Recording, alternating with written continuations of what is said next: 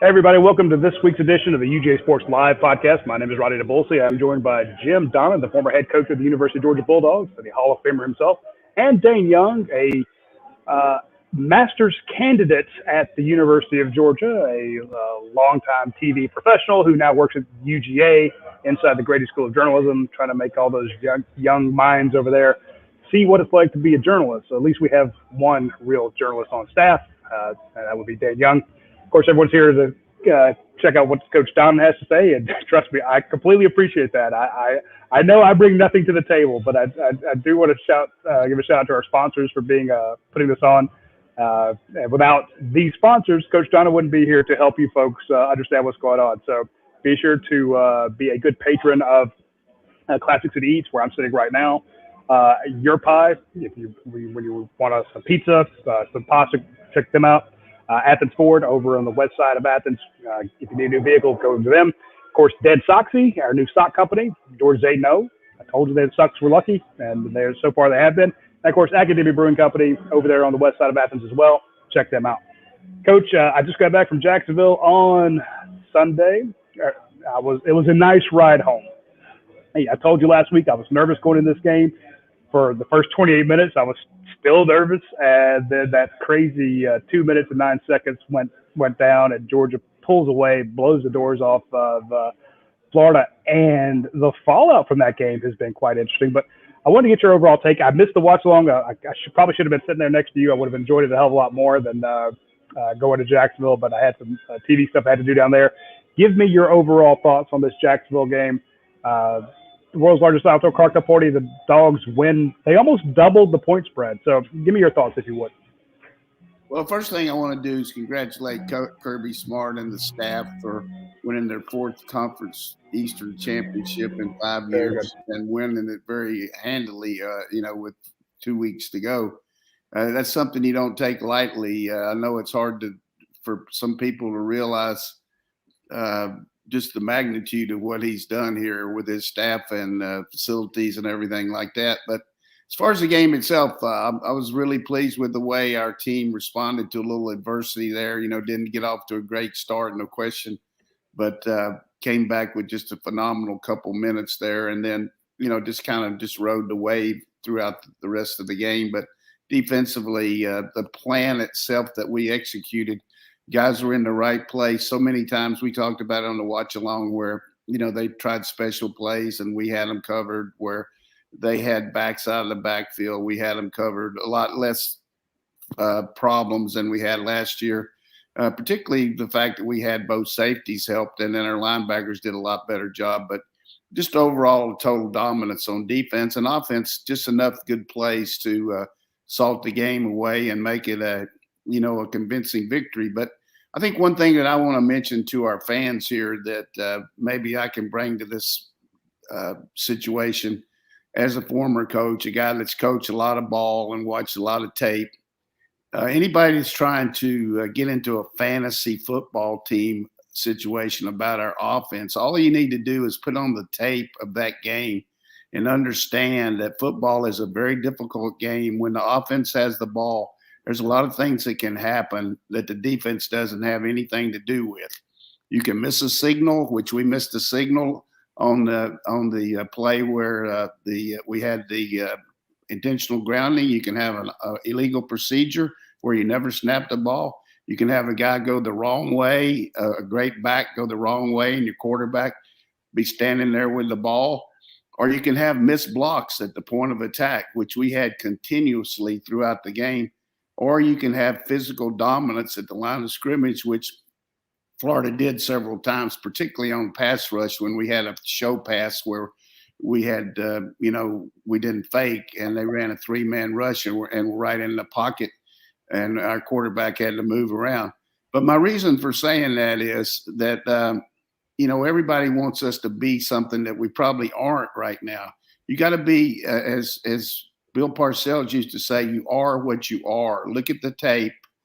And here's one thing that I would give Todd Grantham a lot of credit for, and it's hard for me to do sometimes, but, they got destroyed by a team that they thought were going to pass the ball throughout the game, LSU, and they sat in the same defense and kept thinking they were going to get off blocks and make tackles, and they never adjusted, and the guy killed them.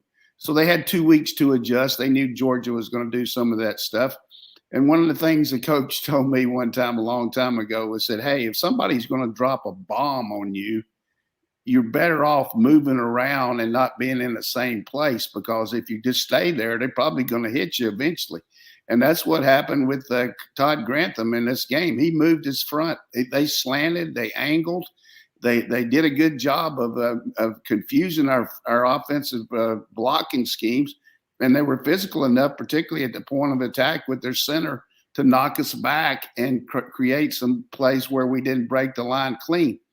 But without watching the tape, you can sit around and say, boy, I wish we could do this. I wish we could do that and do that. Just watch the tape and tell me if you could go in there and tell our guys what to do and do it any better. So that's the one thing I would caution everybody that wants to be a coach, because there's too many things that can happen in football. And I just chronicle some of that.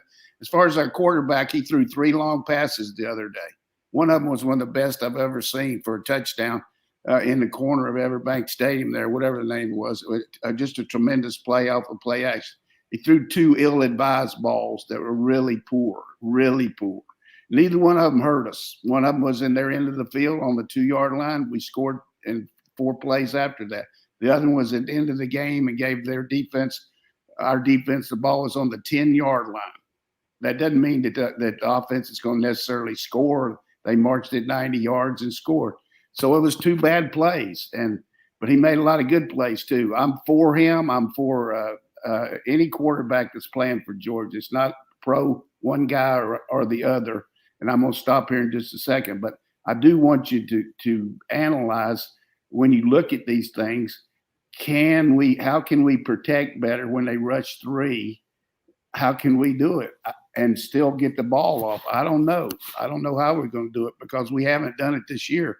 We do it when we run play action passes and things like that. And the last thing I want to ask you, and this is a rhetorical question, when Stetson Bennett threw the ball 62 yards in the air to Arian Smith against UAB, was that a ball machine or was that his arm? Did he actually throw that ball 62 yards, or did somebody come out there and throw the ball for him? So all you people that want to say he doesn't have a good arm, come on. He's got a good arm. He doesn't have the one that JT has. Not many guys do, but he's got good legs, and he does a good job with our offense. And here's the last point I'm going to make. Kirby Smart gets paid a lot of money. He hires coaches. His job and his challenge, as he talks about, is to win and do what he can for this program. I don't think anybody in their right mind would think that Kirby Smart wouldn't play the players that he felt like gave him the best chance to win. He's not looking 4 games down the road. He's looking every week, and he's doing what he can to help us win games. I look at all these teams that we got to beat in the playoffs. They're going to have the playoffs. Ohio State, I watched them the other night. They couldn't hardly make a first down against Penn State. Penn State's defense, Auburn moved the ball on them. Cincinnati, we crushed in a lot of ways last year, but we didn't play as good because we had some offensive linemen out. Oklahoma's defense, paper thin.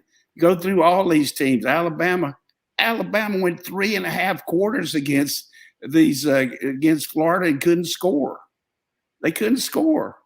So, hey, let's don't get too caught up in worrying about down the road, all this stuff. Maybe it might happen, but we're not going to trade for any players. We're not going to have anybody else playing for us. So we got to make the best of what we got, and I think they're doing a damn good job of that. I didn't like what we did the other day because we stopped ourselves. That pisses me off when you make mental errors, and it makes, excuse my language. So that's my diatribe today, and y'all can cut it off if you want to. But, hey, go watch the tape.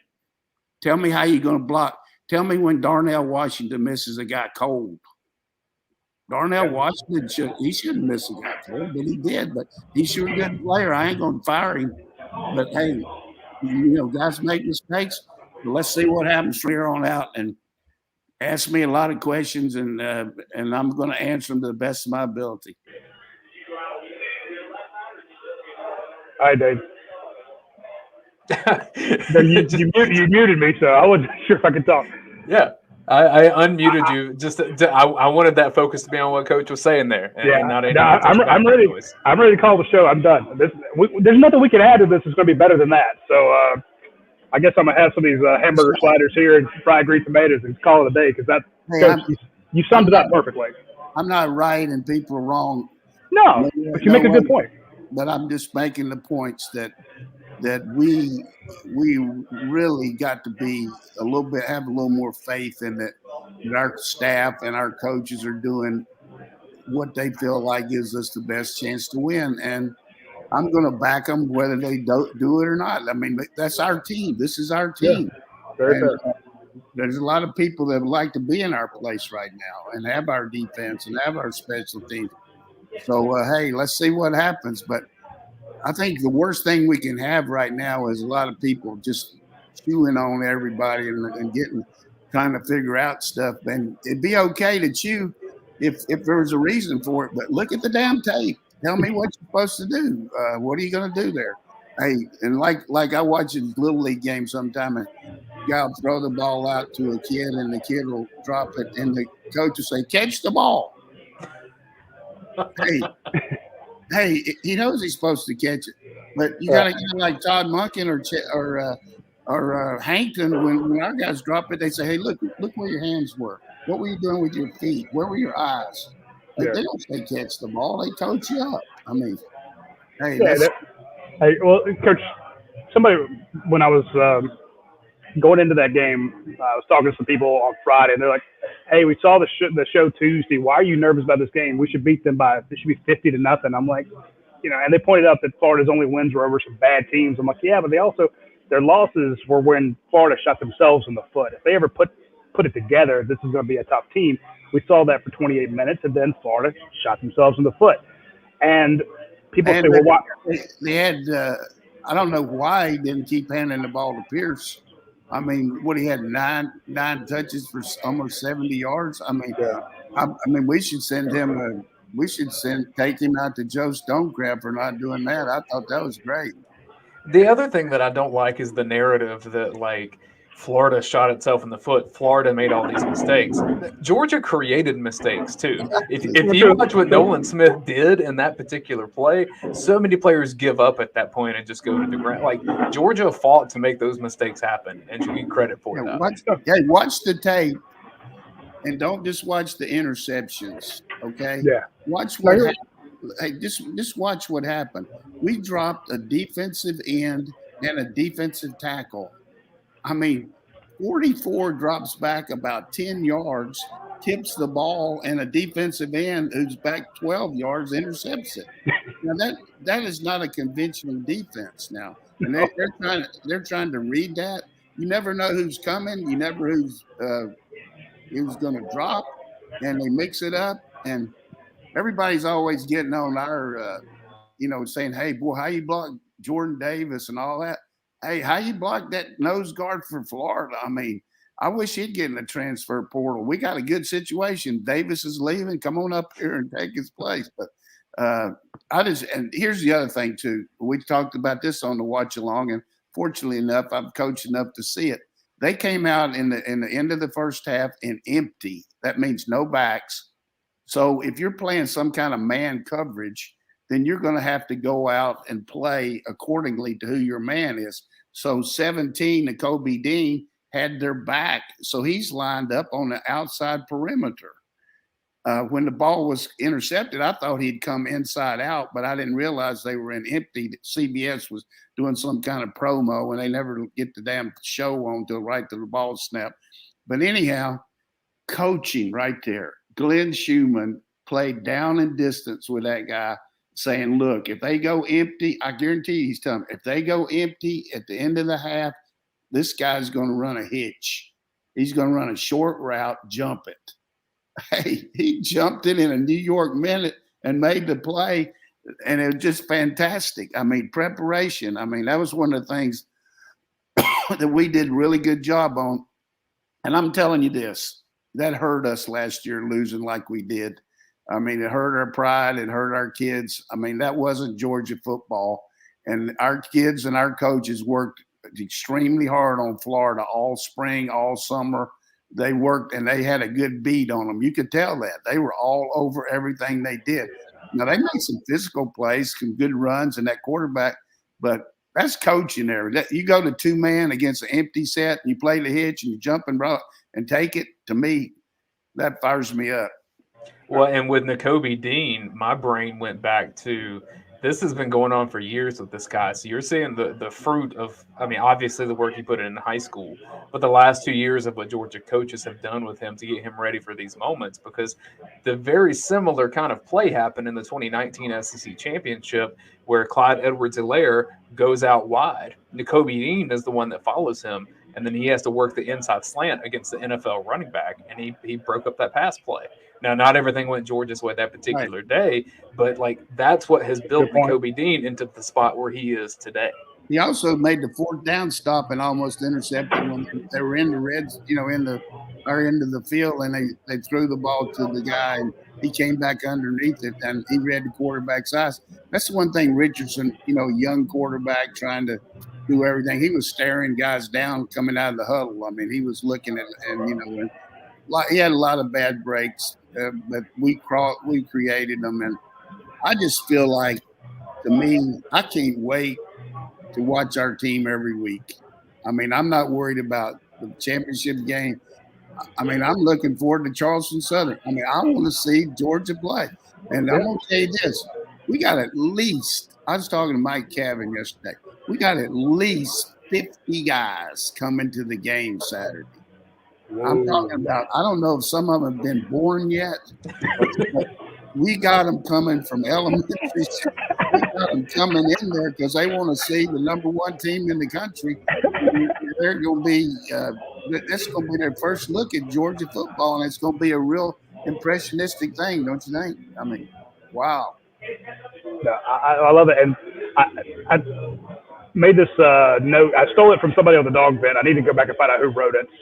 But I put it in my 3-2-1 column this past week, that basically what you have in Georgia's defensive front is the equivalent of a Trevor Lawrence. It's the equivalent of a Deshaun Watson. It's the equivalent of, a Joe Burrow. Everyone was talking about quarterbacks. I'm like, well, you've got that you talk about that special player. I'm like, you've got that special front seven that's just absolutely bonkers, and they're fun to watch. And again, remember, a team has not scored over 13 points on Georgia right now, and I don't see that really changing. South Carolina scored as much as anybody, and they're terrible. And they got that, 2 field goals and that touchdown against Speed. But I agree about. I mean, I hope that we don't knock each other off on the Bronco Nagurski Award. We got so many guys. Oh yeah. But I guarantee Nakobe helped himself the other day. Because people like to see linebackers tackle and all, but all of a sudden they're intercepting a pass for a touchdown. That's a signature play. We got another game on CBS now against Tennessee in a couple of weeks. So that'll be, I think, 4 on the year. That's a lot of exposure nationally. That game's just not shown, by the SEC network or an ESPN national game too. Probably we'll get that with the Georgia Tech Yellow Jackets. Yeah. So to me, when you've got a team that's just fun to watch the defense, I know people want to pull their hair out, like me, over a hypothetical situation with their quarterback that it's a month away or even further. Like, don't worry about that. Enjoy watching this front seven, because those guys are all going pro, or at least a ton of them are. You don't get a ton of those guys back this year. You're going to replace them with some good players, but you got a lot of starters you're going to have to fix next year. So enjoy those guys while they're here this year. Enjoy these games. Have a blast. And there are things to worry about. Don't get me wrong. Because some people like me who just want to be negative, as Coach teases me all the time. You can. It's because there are some, you're just so physically or mentally trained to wait for that other shoe to drop. But I want to go back to something Kirby Smart said Monday, highlighted in the story. He said, there's a million things you guys don't see or aren't privy to during the game that on tape coaches watch are mistakes. He says, We got 5 or 6 busted coverages, yet all they hear on TV is how coordinated the coverage is. In other words, the team has warts, but it's stuff that they're fixing. I know a lot of people are looking at that spread coming up for this Georgia-Missouri game thinking, oh, it's going to be Georgia's 37.5-point favorite. They're just going to coast through it. No, this past yesterday, the players were saying, Coach, we know we screwed up. Let's fix it for this week. And to me, that speaks of a championship mentality. Guys are not coasting. I and other people were thinking, well, Georgia's going to this Florida game against an unranked Florida team. They're 7-0. They're just going to feel like, oh, we got this. No, they were pissed off for losing last year. Coach, you said it yourself. They didn't like the way they lost last year. They took the field angry. They forgot that they were 7-0. They were pissed off. They went out there. They wanted to beat the crap out of Florida, and they did. And now Florida's just reeling. It's not just the game. I mean, there's the whole recruiting thing. But I think this team, we could talk about, are they focused, stuff like that. Yeah, I think they want to go out and beat the hell out of Missouri. I think they want to beat the brakes off Tennessee and Charleston Southern, and they're going to kill Tech. My God, that's going to be a massacre. We're going to have to report a murder or two in that game. You think Georgia biggest threw people through walls? Wait till they get out there. This is going to the team's going to go 12-0, and people are still pulling their hair out over the damn quarterback, and it drives me nuts. Well, I'm going to just say this about the quarterback one more time. I don't think it's the quarterback. It's who's playing on our team. Yeah. How can the quarterback be the most efficient with who he's got? Exactly. And that's no knock on JT, but Kirby mentions the mobility, get you out of bad plays. He did it twice Saturday. I mean, he just outran the defense there when Cox had him, and when we missed the handoff because White went the wrong way and he made a first down. So, but the other thing is just watch the protection. I mean, when we drop back pass, which JT does, they rushed 3 and they were right in our face. So it's more about who our team is right now. All of a sudden, Pickens comes back. We get better at pass pro, which we'll practice hard, and we've improved, no question about it. But I think that's the issue to me is not who's playing quarterback, it's who the other 10 are. Well, and some of the feedback that I think we've gotten when we've talked about, hey, Georgia's got some pass protection problems that need to be worked on. And some of that is projecting forward because a lot of the feedback I heard was, yeah, but there was only 4 sacks so far this year. Well, one, that tells you that there's a strategy in place that's working to mitigate that. What is that? But 2, the best unit on Georgia's team is that defensive front. I mean, it doesn't take a genius to realize that. Well, Georgia's offense is going against that defensive front every single week and has for a while. So whatever warts there would be on the offense, that defensive front would reveal them in practice first. And I don't think that Georgia will play a defensive front better than the one it already has. They can't block them in practice. I watch it once in a while. They have a hard time. Nobody can. They do it occasionally, but it's hard. And nobody can. It's hard to do. But forget about the hurries. Have you ever heard about – forget about the sacks. Have you ever heard about hurries? I mean, that means where he doesn't have a clean pocket, where people are in his face. I wish Brent would come up with how many those are, but I think we've talked about this enough. But I will bring this point up about overlooking Missouri. And this is the one time I will bring out the fact that I was over there. I went over there yesterday just to congratulate Kirby for winning his 4th championship in 5 years and to hug his neck and just – it's basically like going through Chick-fil-A on a drive-through. I just went out there to do it, thinking they were just going to do a walk-through, which that's what they do after games, usually on Monday. These guys were out there in shoulder pads and helmets. I thought they got beat. I mean, they were working their ass off. I mean, doing stuff. I mean, there's no way that this guy's going to let you he's not going to let you cut back. I mean, it was no question. I mean, I was amazed that they weren't, usually you do that Tuesday, Wednesday, hey, let's don't take these guys for granted.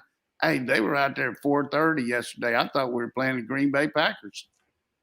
I mean, so I was happy to see it. I mean, there's no question about that. Love it. It's just I thought I'd share that with our fans because I didn't actually watch practice, but I saw what their schedule was, and I actually saw Patrick Garvin out there trying to do what Roddy gets them to do. Who's hurt?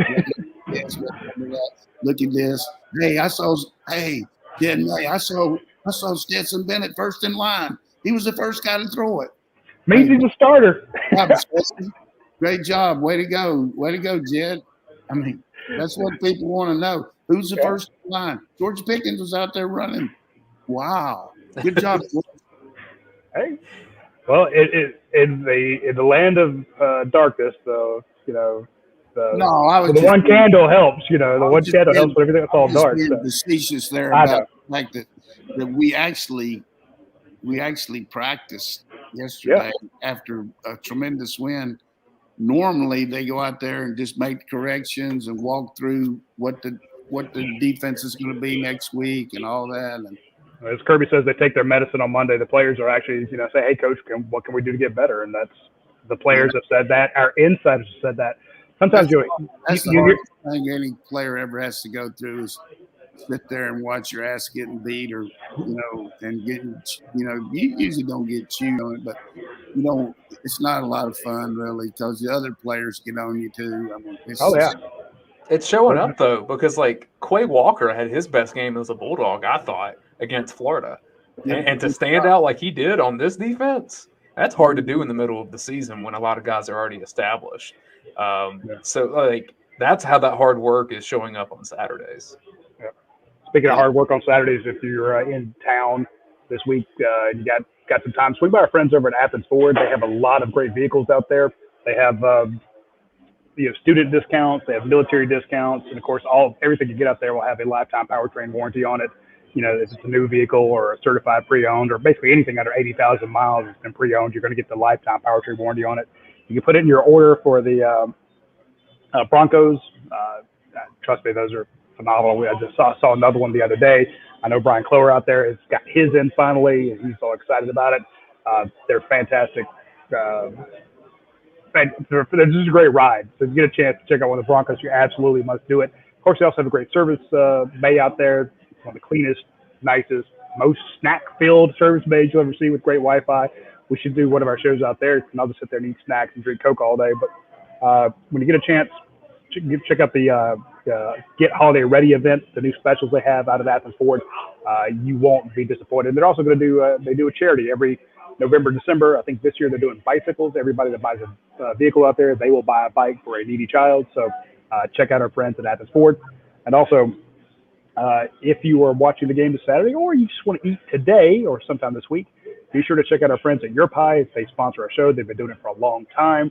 It's a great restaurant. It's a great pizza joint. You basically walk in, tell them what crust you want, what sauce you want, what cheese you want, what all the toppings on it. They turn around, they put it into a huge oven.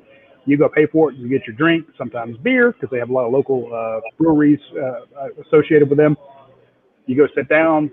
2 minutes later, they bring out your freshly cooked pizza or pasta or sandwich, and you just can't beat it. I always tell people, if you're going into the restaurant, great, but if you actually want to do a pickup order or a takeout, order on the app, because on Tuesdays, you get double points. The points add up really fast. You get free pizzas, free breadsticks, free brownies, free gelato, free sandwiches, anything you want. It builds up very quickly using the Your Pie app, so check them out. Dayne, I know you're going to bring up some questions, but I want to ask Coach another question before we get to those. Coach, this upcoming game against Missouri, Georgia's 37.5-point favorites. I know that the team's focus. You pointed out that they're going, they're practicing hard on a Monday for a team they should blow out. It should be an enjoyable game for the Georgia fans. It's almost an automatic win, but what do you want to see out of this game? Yeah, I mean, one thing that's up for grabs, their quarterback got hurt. Baselak got hurt the last quarter against Vanderbilt. So there's kind of a question mark of what they're going to be able to do because he's a good passer and they got a good runner in that Beatty kid who, got 200-some yards last week and is kind of an outside zone guy. He runs a lot like Nick Chubb, not as tall, but real muscular. They move the ball, but their defense is they've gone to a different style defense. We used to see those really big defensive linemen from Missouri that, got drafted. They don't have a lot of those guys. And they brought a pro coach in, and they're running a lot of man coverage, and they're really getting hurt on gap support and people making a lot of long runs on them. I hope we can continue to do that against them, and just get to play some of these younger guys and see how they develop in the O-line, and hopefully get to see some more of the different quarterbacks and see what happens. But, you just can't program that. It's not like a scrimmage where you set things up. So you never know how it's going to. It feels like a scrimmage, though, with 37.5 points. I mean, those are things that, when you're up at the top of the mountain, people are going to think you're. I mean, I think we've covered almost every week except the Kentucky game, and so they try to make it where people just don't bet all their money on Georgia. So, but I'd have a hard time betting on Missouri, though. I can tell you that. Even with that, I think one thing that Kirby always stresses to our first team guys is, look, we got a chance to get some of your buddies in the game. You owe it to them to play well and get this game under control and see what we can get some of these other guys in. But we'll have to see how that happens. Coach, you mentioned the offensive line. That kind of leads into a question from UGA Farm Dog on the vents at UGAsports.com. It says, at the start of the season, many people predicted the starting offensive line would look different by the Florida game. Obviously, there's the injury to Ratledge, but nothing else has really changed. Is this the starting offensive line for the rest of the season? Yeah, I mean, I certainly, you look at our second team line physically, it's a lot more physically dominant looking guys than some of our guys on our first team. But I think the fact that we run a multiple scheme and do a lot of things with our calls and everything, that some of these guys probably haven't caught up with it quite as quick. I don't know what the answer is, but you also give credit to the guys that are keeping their jobs. I mean, part of the deal is the guy has to beat you out or you have to lose the job. And I don't think that either one of those have happened. So even though some of our guys have some bad plays, I don't think they're having enough to lose their job. And I guess they haven't shown enough in practice, the other guys, to take their job from them. So we certainly got some depth brewing there because they get to practice, like you said, against the ones a lot. The twos go against the ones. So that Mims and Jones and those guys are getting a lot of development. So we'll see how that goes. But the future looks bright with a lot of those kids. There are some things to be learned, I think, with the depth on the offensive line behind it, just the sense that Warren Erickson has remained in his role, didn't go back to center. That tells you that Georgia feels pretty good about its depth at center, because you wouldn't want two potential guys to get hurt. I mean, Kirby Smart talked about that early in the season when Erickson was hurt. And so I think that they think this is the best five right now. Yeah, I mean, there's no question. Whoever they put out there, that's what they believe. I mean, this is not a in-service training program. That's what they do. So, but I think it's just the fact that these guys look so good that it's hard to see why they aren't playing more. But it's hard to sub in the offensive line. That's the hardest position. I mean, that and maybe, Steve Spurrier one time rotated quarterbacks every play. But I think offensive line, you just got that guy beside you. You talk and you communicate and you know each other. And so we'll see how that – but I think with the next 4 games, we should be able to really get a look at some of these guys. I mean, Tennessee's going to be tough. Missouri could come in here and get some explosive plays. I don't know, but their defense is –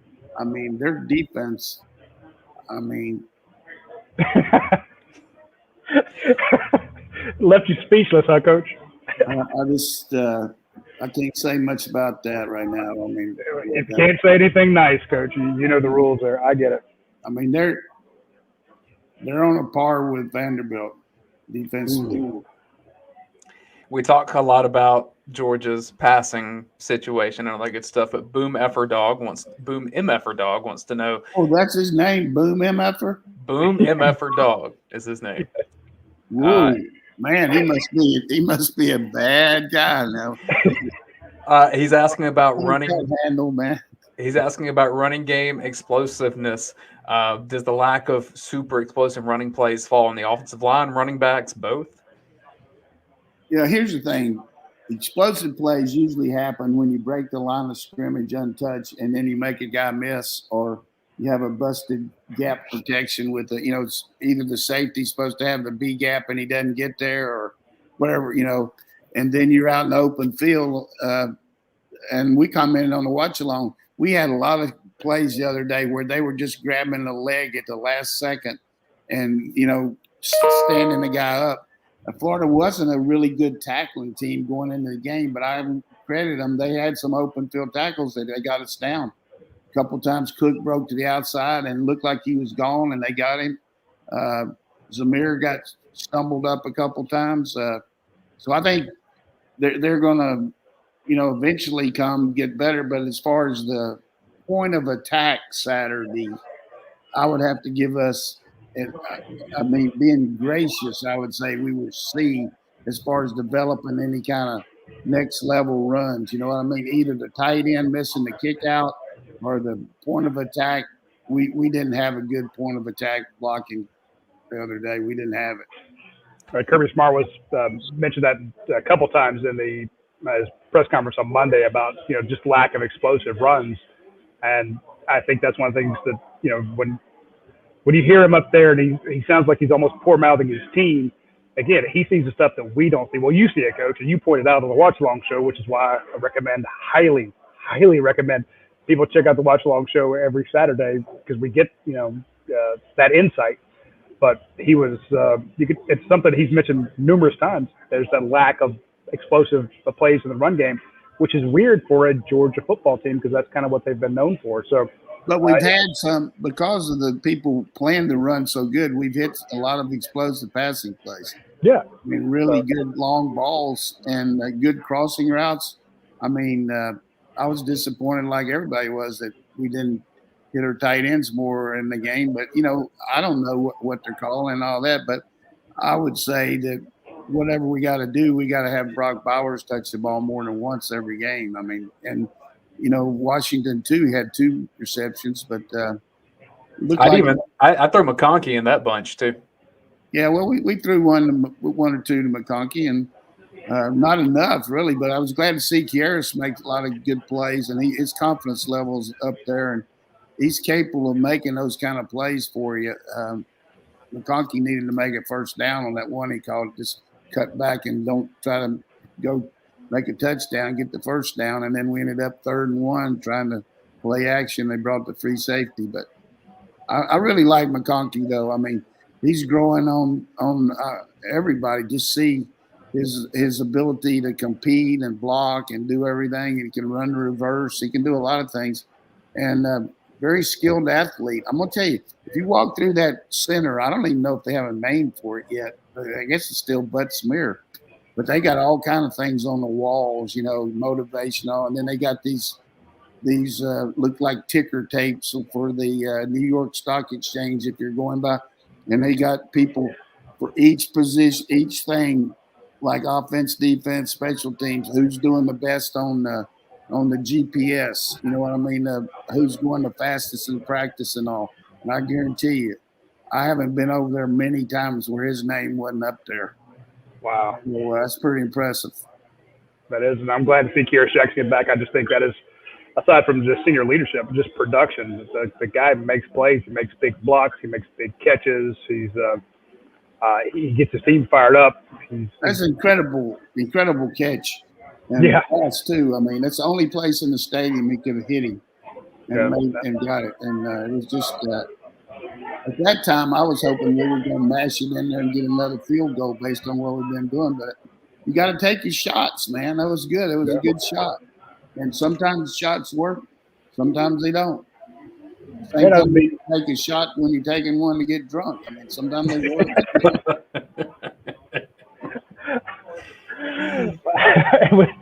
Speaking of being drunk, our friends over at Foxy are not drunk. They're actually doing a transition. They do a great job. Well, I think of 2 Ole Miss grads. I'm going to think about people getting hammered, but our friend Jason and the guys over at Dead Sox are lights out when it comes to technology. They actually invented a sock technology called True Stay. See, I'm maybe drunk. I can't get the name right, but True Stay technology keeps your socks pulled up. So if you have those calf ones, they're not rolling down. You're not constantly bending over to pull your damn socks up and being annoyed by it. But they do great work when it comes to, technology and fashion. I told folks, hey, when they became a sponsor, again, we tried them out first. When they became a sponsor, I said, look, go get your lucky socks. I don't think it's a coincidence that Georgia's 8-0, looking at a potentially undefeated regular season, and Dead Sox is our sock sponsor. I'm just not saying that it's because of that, but it's because of that. So be sure to swing by Dead Sox and use promo code UGASports, get a huge discount on your order. You can get their, the ones, the no-shows. You can get the ones that are red and black. They have great fashion for Georgia fans. You get your business attire. If you need your typical blues or blacks, for your business attire, or if you want some athletic socks, they have those as well. But check out our friends at Dead Sox. They do great work. They make great products. They're buttery soft. They feel fantastic. They don't have the annoying seams. You got that tight pair of shoes, and that if you wear these socks with them, you're going to get a blister or it's going to hurt your feet. You're not going to have that problem with Dead Sox because they don't have those big seams and stuff like that. So check them out when you get a chance. Also, it's Tuesday, so if you want to do trivia, if you know a lot of stuff, swing by Academia Brewing Company. They have Tuesdays, they have trivia. On the 7th, they're having a car show. Check out one of the car shows at Academia. They do this a lot. The car shows are fantastic. Of course, they have a few interesting vehicles of their own, but they have a lot of people that show up on these car shows. They're going to have one from 12:30 to 4:30 on November 7th. So you definitely want to see that this coming Saturday. And, of course, live music every Thursday, and then their beer and biscuit brunch on Saturday and Sunday. So check out Academia Brewing Company. They just celebrated their 4-year anniversary in Athens, one of the best restaurants you'll find, and damn sure the best brewery in Athens. You got to go out there and have some of their great beers and some of their great food. So check out Academia Brewing Company when you get the chance. I like this question from A Tale of Two Dogs. Coach, long time person on the dog then. Been there Coach, forever. if you had to pick one player on offense and defense who may have not contributed much yet, but will likely be more of a significant contributor by the time Georgia gets to the SEC championship game, who would those players be?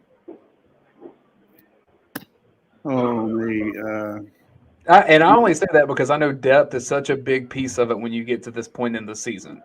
And Georgia's got a potential opportunity with Charleston Southern coming up as well to get some more guys some playing time. Yeah, I'd say George Pickens. That's going to be my answer. I'd say I'm looking forward to George Pickens. Hadn't been able to contribute yet, and then defensively, that's tough. they use everybody, but I don't know who it would be defensively. That you just like to see Walker. Carter's been doing so well. As you'd like to see Walker do like he did the other day and keep on going. But I really can't think of anybody defensively. My brain went to Kamari Lassiter, and that's only because of the depth situation at corner.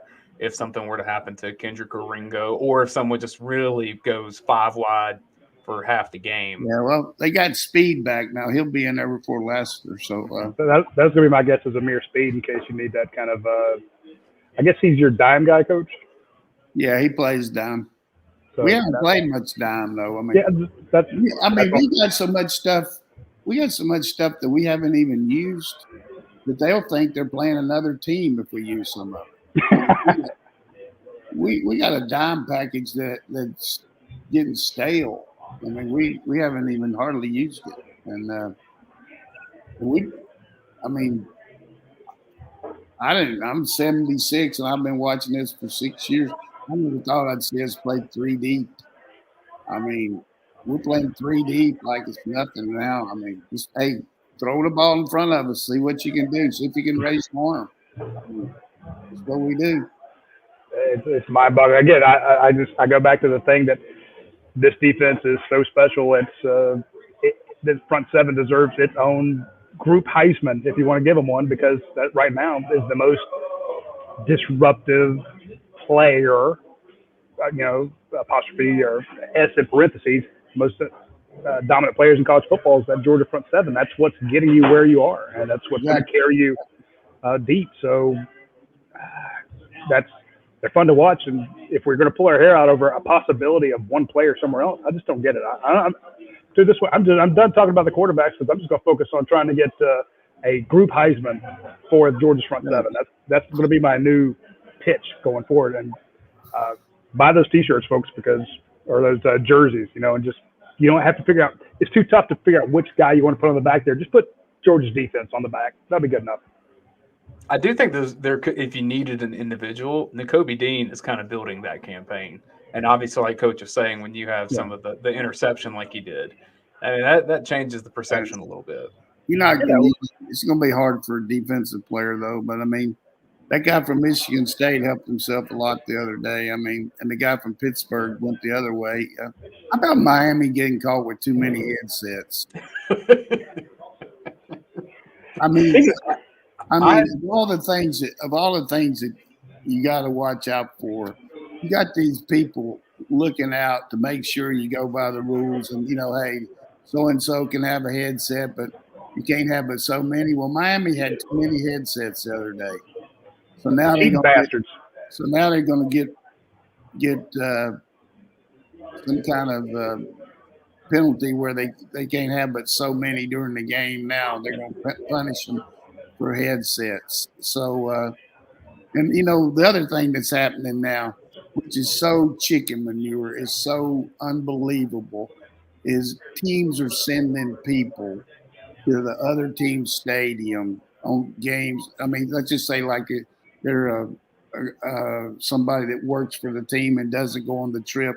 They go to another stadium and watch the next team play and try to watch their signals and get them. And that's completely illegal, unethical. You can't scout anybody anymore. You can't send scouts, and people are doing that, and some of them are getting caught and some of them aren't. But it's so. I'm thinking, yeah, it's a great idea. I know some of them have gotten caught. Yeah, I'm not going to tell you, but. So basically, they're going there. There's a tremendous advantage if you know the other team's signals. Yeah. There's a tremendous advantage, and it's hard to get them during the game.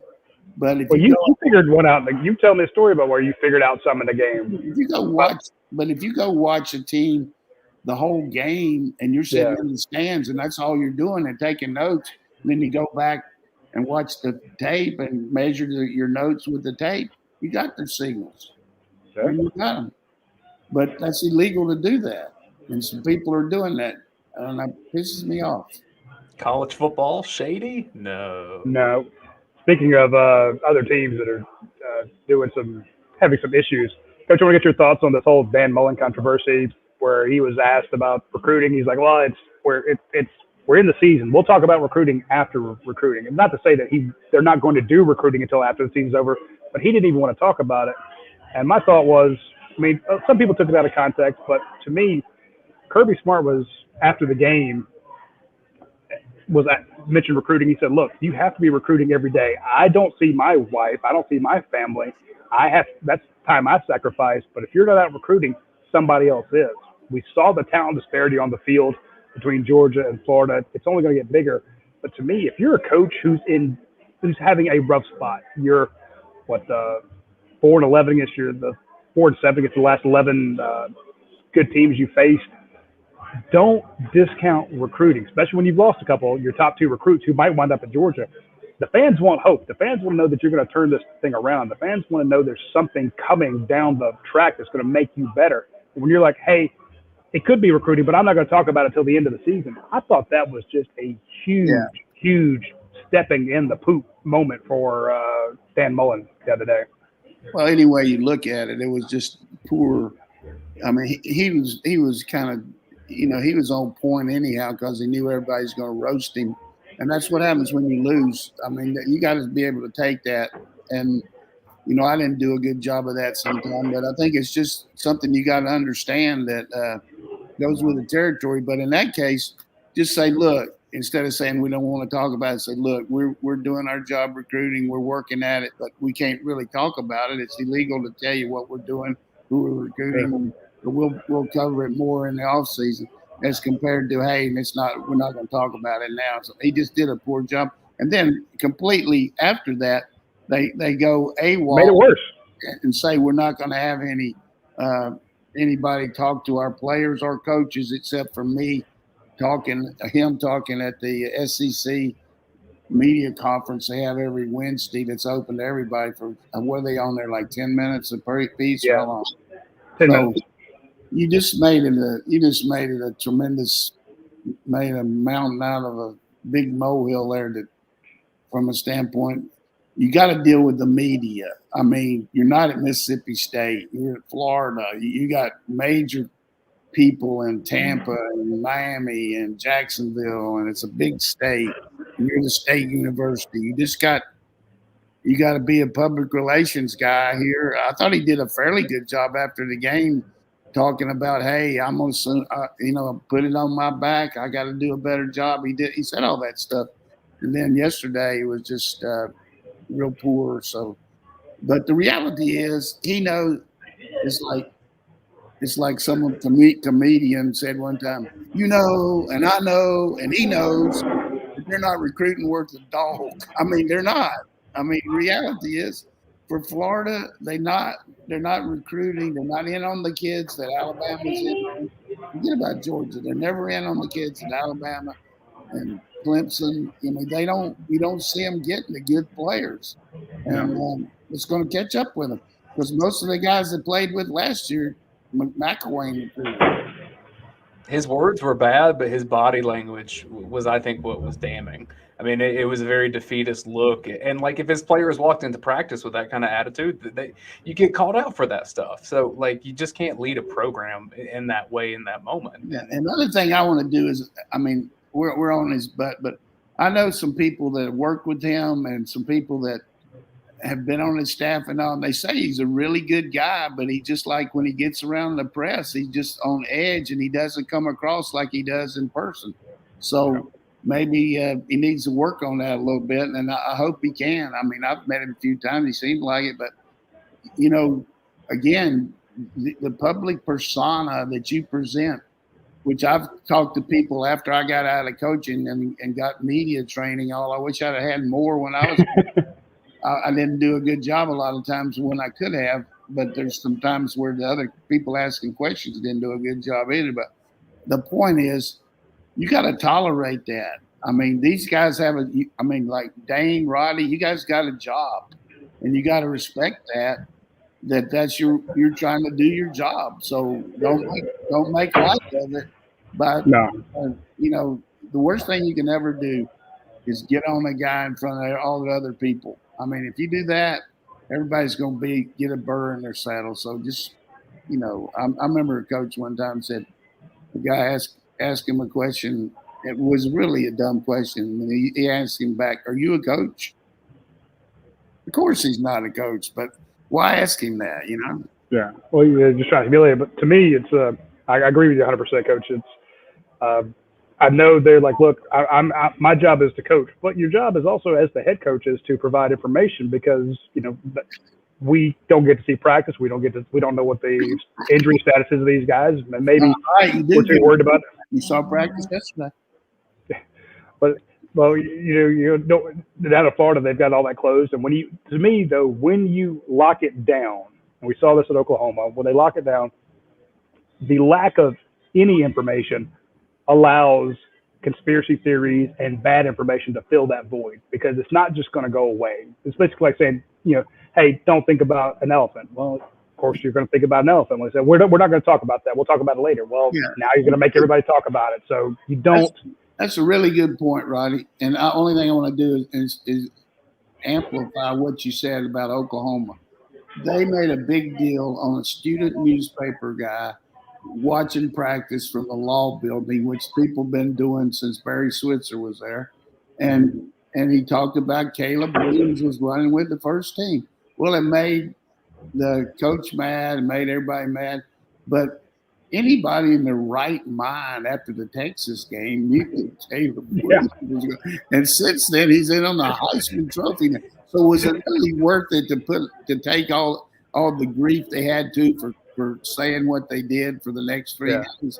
It really wasn't. And when you look back on it, what did you get out of it? A lot of negative publicity that you didn't need. Yep. You know, one thing that I think could happen, and Jermaine King, thanks for the super chat. Really appreciate you always supporting us, Jermaine.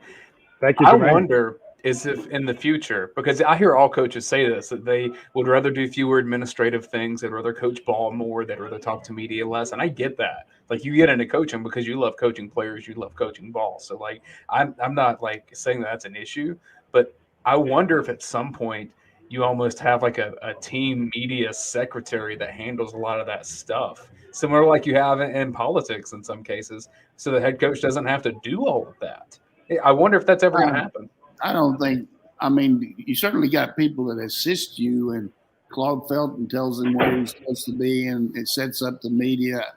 Because for every time you see Kirby locally or in something here like a local thing, he's got people from ESPN, CBS. I mean, he's got things he's got to do.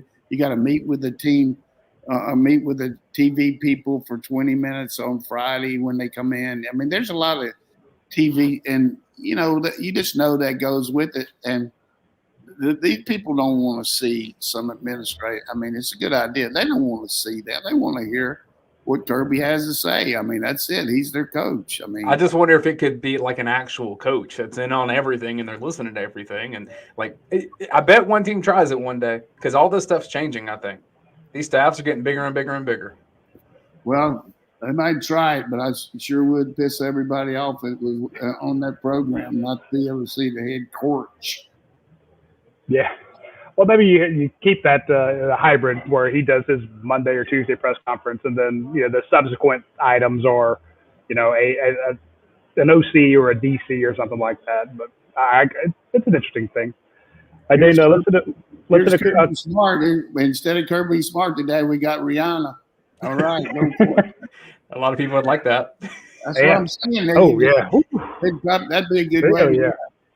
And then she'd wrap it up for him. You talk about recruiting. Oh man, that would be the thing. Do we have any other questions? I know we have. Here's a longer. I mean, Coach, take this how you want to because there's like 3 questions within here. So if you want to do 3 quick hitters, this is from GoDogs1371. It said, I'd love to hear Coach Donnan talk more about his time with Barry Switzer, how he became the head coach at Marshall, and then just give Coach his due on scouting Jalen Carter again and see if there's a Jerome Brown comparison there. So it's like 3 things in one. So if you want to touch on any or all of that. Hey, Carter was just a case of they told me about him and said, watch the tape. Said, here's a guy that's going to be like Richard Seymour. And, of course, I had a good idea about it before I even started watching him. But there was no question. I looked at him, and then I told Roddy about him and told our recruiting people when we had the show. And, man, he's just a monster out there. And the guy plays hard. I mean, he plays mean in practice, too. I mean, I don't want to even go. I mean, I don't even want to be around him out there. I mean, he's a good kid, but I mean, he's serious out there now. I mean, smart. Those guys got to block him. I mean, that's the way it goes. But as far as being with Switzer, it's great. I mean, he's just a tremendous person. Besides being very brilliant, he has a unbelievable IQ and had a chance to go to Navy. He had an appointment to the Naval Academy. Very smart, very perceptive. Really? A very genuine guy, and helped me a lot of ways in coaching, but made me understand that, don't make it harder than it has to. And we got good players, let them play, and I think maybe I tried to maybe overcoach some early in my career, but he was very good at that. And then as far as Marshall, there came a point there where Switzer had decided he was out, and he had some things happen. It was kind of a mutual thing, and Gary Gibbs got the job, and I just felt like he should have. He was an OU graduate, but I felt like I was ever going to be a head coach, I ought to try for one. And so I had a good shot at that Marshall job and had a good interview, and the rest is history. But one thing that I said, though, in my interview that I really think helped me was the guy asked me, he said, what are the other coaches in the Southern Conference? What do you think they are thinking about you interviewing for this job?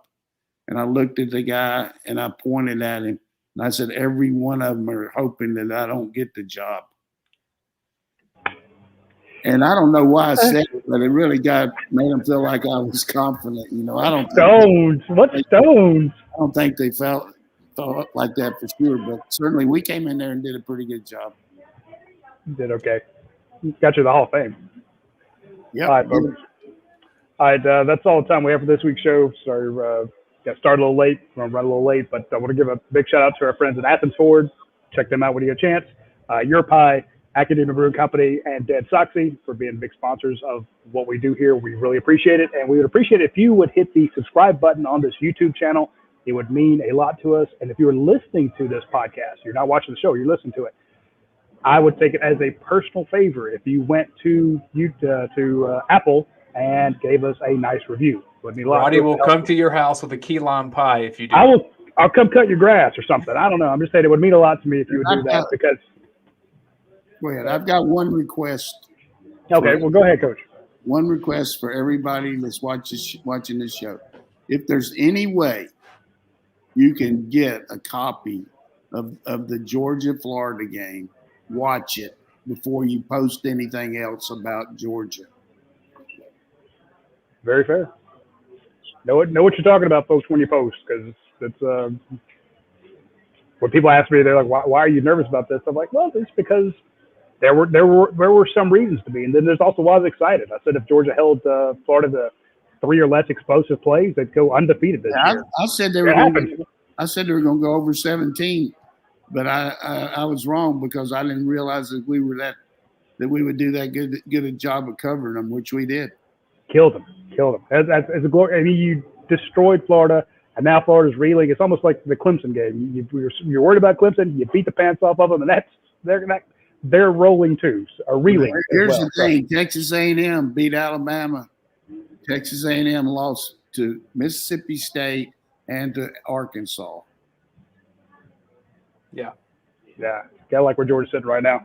All right, folks, that's all the time we have for this week's show. Be sure to tune in next Tuesday where we'll be talking about the Georgia-Missouri game and looking ahead to Georgia-Tennessee. I can't wait to get Coach's takes on that crazy Tennessee offense, but we will ask him about it next Tuesday. Be sure to get your questions in, and we will see you then. Take care.